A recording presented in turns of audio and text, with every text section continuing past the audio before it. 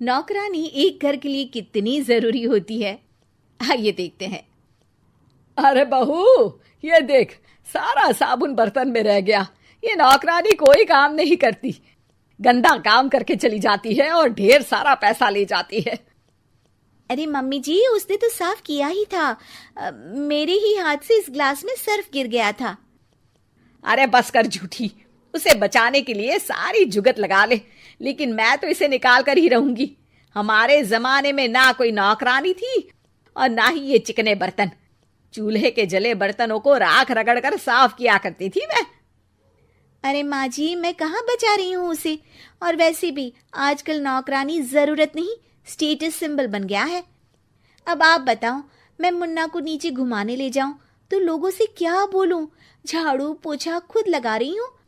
लोग सीधा यही पूछते हैं कि कौन सी नौकरानी काम कर रही है तेरे घर पर। अरे बस कर, ये भी कोई बात होती है? मम्मी जी, आप नहीं समझेंगी। शाम को नौकरानी घर आकर काम कर ही रही होती है कि सास को कहती है, माँ जी, एक बात बोलूं, बुरा न मानना। अरे वैसे तो मुझे तेरी शक्ल ही पसंद नहीं है, बात क्या खाक पसंद आएगी। अरे माँ जी, सुन तो लीजिए क्या कह रही है। तो मैंने कौन सा उसका मुंह पकड़ लिया है? अरे माँ जी, वो लाल साड़ी पहनती हो ना, ना पहना करो। सास का गुस्सा अब तो 7वें आसमान पर होता है। अरे वाह जी वाह, क्यों ना पहना करूं? और तू होती कौन है ये बताने वाली कि मैं क्या पहनूं क्या ना पहनूं? अरे माँ जी, पूरी बात तो सुन लो, वो बोलना क्या चाह रही है। अरे बुरा न मानो आंटी जी। अरे कौन है आंटी? अपनी उम्र देखी है तूने? 2-4 साल ही छोटी होगी मुझसे और मुझे आंटी बोल रही है। बहू सर पर हाथ रख लेती है। अरे अच्छी खासी उम्र दराज हो और आंटी ना बोलूं? मैं तुम्हारी बहू से भी 4 साल छोटी हूँ। क्यों दीदी? बोलती भी क्या, एक तरफ सास यानी पति की माँ, तो दूसरी तरफ नौकरानी जिसके बिना घर का काम नहीं चल सकता। वो दरअसल माँ जी की शादी भी बहुत जल्दी हो गई थी ना। अच्छा ये झगड़ा छोड़ो, ये बताओ तुम माँ जी को लाल साड़ी पहनने से क्यों मना कर रही हो? वो ना, इनकी उम्र की सारी औरतें सोसाइटी में इनके लिए बात करती हैं कि तुम्हारी सास बुढ़ी घोड़ी लाल लगाम है। बहू को ये सुनकर गुस्सा आ जाता है।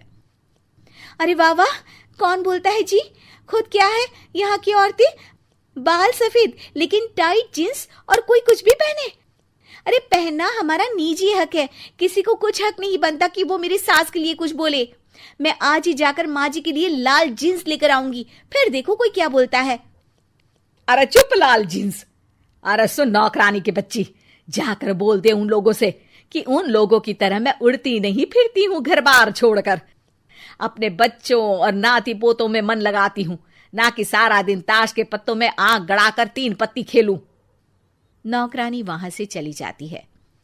वैसे बहू, नौकरानी के क्या फायदे हैं ये तो पता नहीं, लेकिन सबसे अच्छा तो ये कि पता चल जाता है कि कौन किसके लिए क्या बोल रहा है।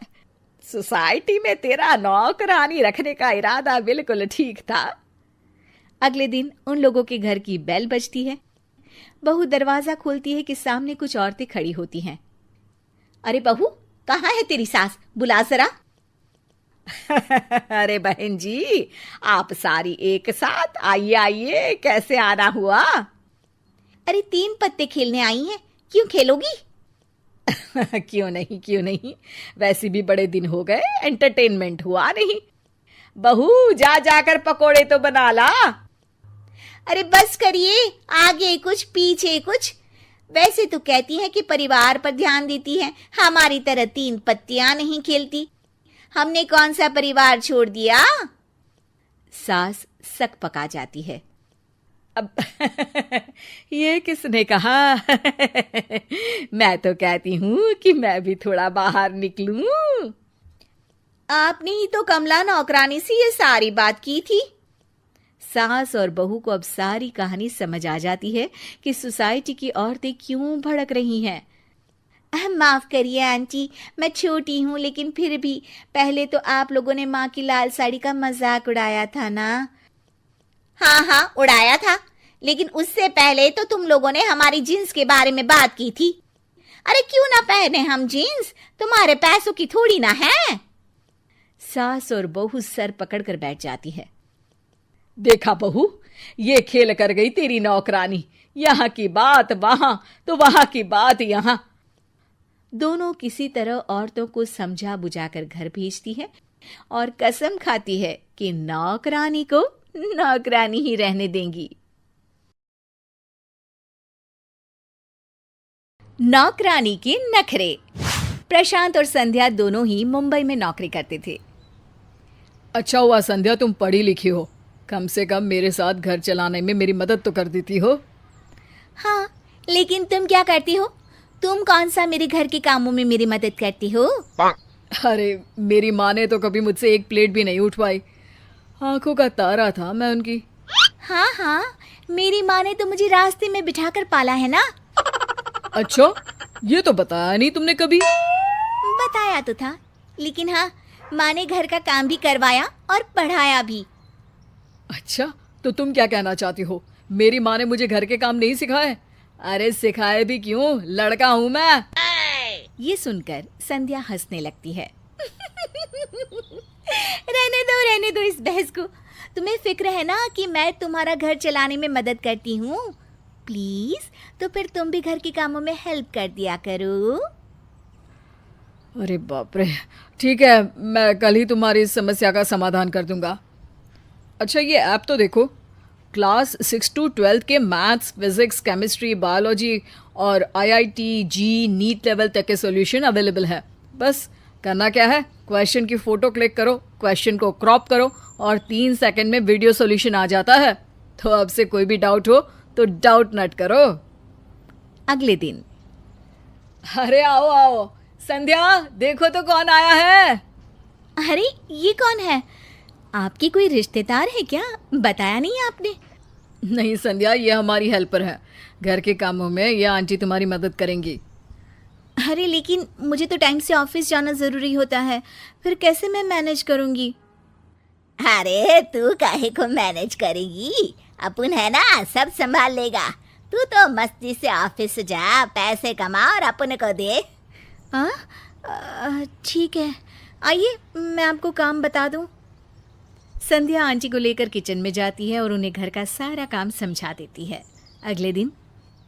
वाह प्रशांत, मज़ा आ गया, आज तो गर्मा गर्म खाना बिल्कुल प्लेट में। और क्या समझ रही थी तुम मुझे? मेरी माँ ने स्मार्ट वर्क सिखाया है, समझी? संध्या बोलती भी क्या। अगले दिन। आंटी, आप बहुत अच्छा खाना बनाती है, मेरी ऑफिस में लोग काफ़ी तारीफ कर रहे थे। अपन का तो काम ही यही है ना बाबा। अच्छा, ये लो लिस्ट, सामान घर में खत्म हो रहा है ना, लेकर आना। हाँ हाँ, लेकर आऊँगा आंटी। दोनों के दिन इसी तरह आराम से कट रहे थे। एक शाम। अच्छा संध्या बेटा, मैं जाती हूँ, खाना बना कर रख दिया है, और ये बिजली का बिल है, भर देना वरना बत्ती कट जाएगी। अब लाई आंटी, मुझे दीजिए, ये मेरा काम है। ये बोलकर प्रशांत बिल ले लेता है। एक दिन प्रशांत की माँ का फोन आता है। अरे प्रशांत, क्या हाल है बेटा? माँ को तो भूल ही गया। अरे कल ही तो बात हुई थी माँ। वैसे माँ, हम लोगों ने ना घर में एक हेल्पर रख ली है, बिल्कुल तुम्हारे जैसा खाना बनाती है वो आंटी। मेरा तो पेट भी बाहर निकल आया है, कल से जिम ज्वाइन करना पड़ेगा। अच्छा, तो तेरी बीवी क्या करती है ऑफिस से आकर? उससे खाना ना बनाया जाता है? अरे माँ, वो भी तो थकती है ना जैसे मैं थकता हूँ, और मुझे तो तूने काम करना सिखाया नहीं, वरना साथ में उसकी भी मदद कर देता। अब अकेले कितना काम करेगी वो?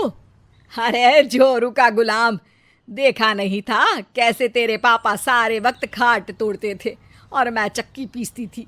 अरे वो कौन सा उठ कर आ जाते थे? तू तो शहर में रहता है, थोड़ा पैसा बचाया कर बेटा। तभी वहाँ संध्या आ जाती है। प्रशांत, मुझे तुमसे बात करनी है। प्रशांत फोन रख देता है। हाँ बोलो, क्या हुआ?